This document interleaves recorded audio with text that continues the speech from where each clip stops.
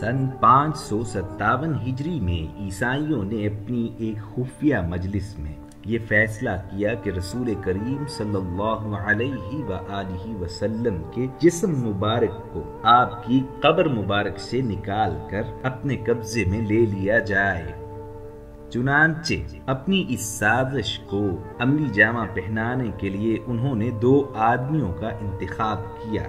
ان 2 آدمیوں کو تربیت دی گئی تاکہ وہ مدینہ منورہ جا کر نبی کریم صلی اللہ علیہ وآلہ وسلم کا جسم مبارک نکال لائیں اور اس طرح عیسائیوں کی ناپاک سازش کامیاب ہو جائے، وہ مسلمانوں کو بدنام کر سکیں۔ عیسائیوں نے ان دونوں آدمیوں کو حجاج کے قافلے کے ساتھ روانہ کر دیا۔ وہ دونوں بدبخت جب مدینہ منورہ پہنچے تو انہوں نے مدینہ منورہ کے باشندوں کے سامنے یہ ظاہر کیا کہ وہ مغربی ہیں اور اندلس سے تعلق رکھتے ہیں۔ اب ان دونوں اشخاص نے مسجد نبوی کے قریب نبی کریم صلی اللہ علیہ وآلہ وسلم کی قبر مبارک کے پاس اپنی رہائش اختیار کر لی۔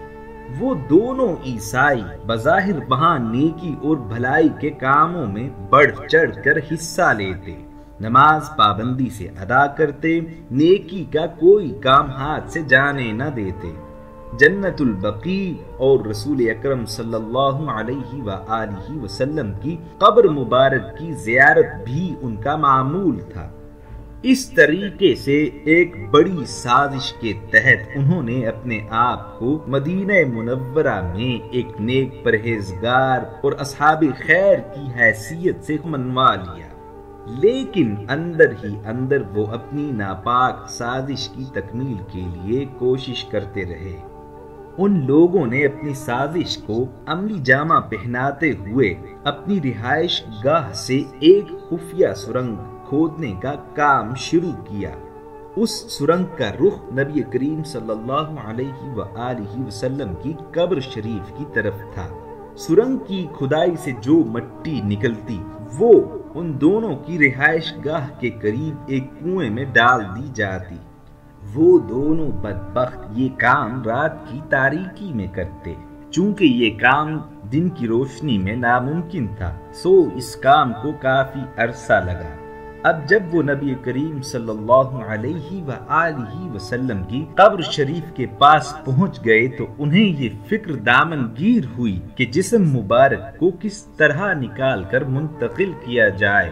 انہیں یہ یقین ہو چلا تھا کہ اب وہ بہت جلد اپنے ناپاک عزائم میں کامیاب ہو جائیں گے، لیکن اللہ تعالیٰ کو کچھ اور منظور تھا۔ اللہ تعالیٰ نے انہیں ذلیل و رسوا کرنے کا اور ان کے ناپاک منصوبے کو خاک میں ملانے کا انتظام کر رکھا تھا۔ ٹھیک انہی دنوں سلطان نور الدین محمود زنگی رحمت اللہ علیہ نے خواب میں نبی کریم صلی اللہ علیہ وآلہ وسلم کی زیارت کی۔ سلطان نے خواب میں دیکھا کہ آپ صلی اللہ علیہ وآلہ وسلم 2 بھورے رنگ کے آدمیوں کی طرف اشارہ کر کے ارشاد فرما رہے ہیں، اے محمود، مجھے ان 2 ظالموں سے بچاؤ۔ سلطان نور الدین زنگی گھبرا کر اٹھے اور نماز پڑھ کر پھر سو گئے، لیکن لگاتار 3 مرتبہ یہی خواب جب دیکھا تو بہت پریشان ہوئے۔ سلطان نے اپنے وزیر جمال الدین موصلی کو طلب کیا، جو کہ بہت سمجھدار، دیندار، تقوی شعار اور عقل مند آدمی تھا۔ سلطان نے اپنا سارا خواب تفصیل سے سنایا۔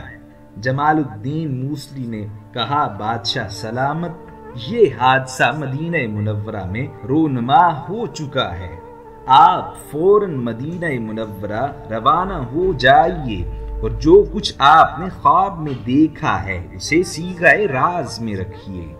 سلطان نور الدین زنگی نے رات کے بقیہ حصے میں مدینہ منورہ جانے کی تیاری کی۔ تاریخ میں آتا ہے کہ سلطان کے ساتھ سفر میں 1000 اونٹ، گھوڑے اور کافی لوگ تھے۔ مدینہ منورہ پہنچ کر سلطان نے مسجد نبوی کے اندر ریاض الجنہ میں نماز ادا کی اور قبر نبوی صلی اللہ علیہ وآلہ وسلم کی زیارت سے سرفراز ہوا۔ سلطان کی سمجھ میں نہیں آ رہا تھا کہ وہ کیا حکمت عملی اختیار کرے۔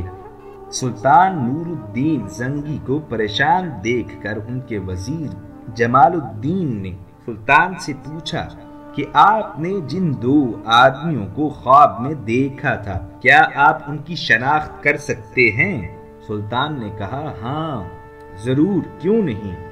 اب سلطان نور الدین زنگی کے وزیر جمال الدین نے مسجد نبوی میں موجود باشندگان مدینہ سے کہا کہ سلطان نور الدین زنگی آپ حضرات کے روبرو تشریف فرما ہیں۔ سلطان تمام اہلیان مدینہ کے لیے تحائف لائے ہیں، سو تمام اہلیان مدینہ کو مسجد نبوی میں بلائیے تاکہ وہ اپنا اپنا تحفہ لے جائیں۔ مدینہ کے تمام لوگ حاضر ہوتے، اپنا تحفہ لیتے اور واپس چلے جاتے۔ سلطان حاضرین کو غور سے دیکھتا، لیکن ان تمام لوگوں میں سے کسی کی شکل و شباہت ان دو لوگوں جیسی نہیں تھی کہ جنہیں سلطان نے خواب میں دیکھا تھا۔ اس لیے اب سلطان مزید پریشان ہوا اور کہنے لگا کہ قول رسول حق ہے اور اس بات میں کوئی شک نہیں جو مجھے کہی گئی۔ اب سلطان نے لوگوں سے پوچھا کیا کوئی شخص باشندگان مدینہ میں سے رہ گیا ہے کہ جو حاضر نہیں ہو سکا؟ لوگوں نے جواب دیا نہیں، کوئی شخص باقی نہیں رہا۔ سلطان نے کہا میں آپ لوگوں سے اپیل کرتا ہوں کہ غور کیجئے، کوئی شخص رہ تو نہیں گیا۔ اب لوگوں نے کہا ہاں دو مغربی آدمی جو کہ بہت نیک اور تقوی والے ہیں، بہت پارسا ہیں، وہ رہ گئے ہیں۔ دراصل وہ کسی سے کوئی تحفہ نہیں لیتے، وہ بس ہر وقت اللہ اللہ کرتے ہیں، بہت نیک لوگ ہیں۔ وہ یہاں آپ کے پاس نہیں آئے کیونکہ انہیں کسی تحفے کی کوئی حاجت نہیں۔ سلطان نے حکم دیا کہ ان دونوں کو میرے پاس لاؤ۔ لوگوں نے جب ان دونوں کو حاضر کیا تو سلطان دیکھتے ہی پہچان گیا کہ یہ وہی مردود ہیں کہ جن کی طرف رسول اکرم صلی اللہ علیہ وآلہ وسلم نے خواب میں اشارہ فرمایا تھا۔ سلطان نے گرجدار آواز میں ان سے کہا تم کہاں کے رہنے والے ہو؟ انہوں نے جواب دیا ہم اندلس کے رہنے والے ہیں، حج کرنے کے لیے یہاں آئے تھے اور اس سال مسجد نبوی کے قریب رہنے کا ارادہ ہے۔ سلطان نے گرجدار آواز میں کہا سچ سچ بتلاؤ تم کس نیت سے آئے ہو؟ سلطان نے ان دونوں سے بار بار اصرار کے ساتھ اصل حقیقت جاننے کی کوشش کی، لیکن وہ ہر بار ایک ہی بات دہراتے۔ سلطان نے ان دونوں اشخاص کو ساتھ لیا، اہل مدینہ کو بھی ساتھ لیا اور ان دونوں بدبختوں کی رہائش گاہ پر پہنچا۔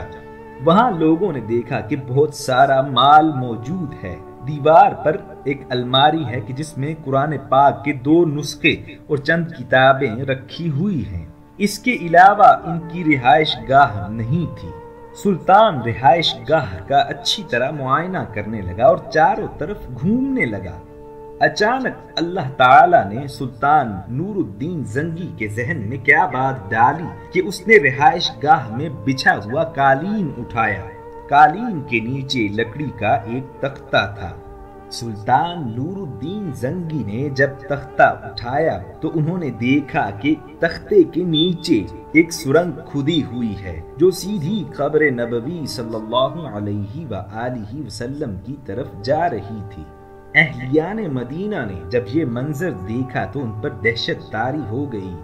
وہ گھبرا گئے کیونکہ ان دونوں مغربی بدبختوں کے بارے میں ان کا اعتقاد یہ تھا کہ یہ بہت نیک، صاحبان تقوی اور پرہیزگار لوگ ہیں۔ سلطان نے ان دونوں مجرموں کی پٹائی کی تو انہوں نے اقبال جرم کر لیا اور بتایا کہ عیسائی بادشاہوں نے بھاری مال و دولت دینے کا وعدہ کر کے ہمیں مغربی حجاج کی صورت میں یہاں بھیجا تاکہ ہم آپ کے رسول صلی اللہ علیہ وآلہ وسلم کی قبر کھود کر ان کا جسم مبارک یہاں سے نکال کر لے جائیں اور عیسائی بادشاہوں کے حوالے کر دیں۔ پھر ان عیسائی بادشاہوں کی یہ سازش تھی کہ وہ آپ کے دین کو بدنام کرتے اور مسلمانوں کے خلاف عظیم سازش کرتے۔ جب ان مجرموں کی حقیقت بے نقاب ہوئی اور انہوں نے ساری سازش اگل دی تو سلطان نے ان دونوں بدبخت مردودوں کی گردن مارنے کا حکم دے دیا۔ تمام اہلیان مدینہ کی موجودگی میں سرے عام ان کی گردنیں اڑائی گئیں اور شام کے وقت انہیں آگ میں جلا دیا گیا۔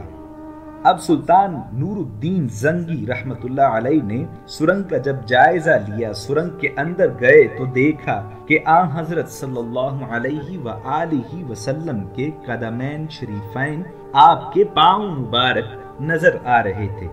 سلطان نور الدین زنگی رحمت اللہ علیہ پر رکت طاری ہو گئی، سلطان رونے لگے۔ اب سلطان نور الدین زنگی رحمت اللہ علیہ نے آپ صلی اللہ علیہ وآلہ وسلم کے قدمین شریفین پر بوسہ دیا۔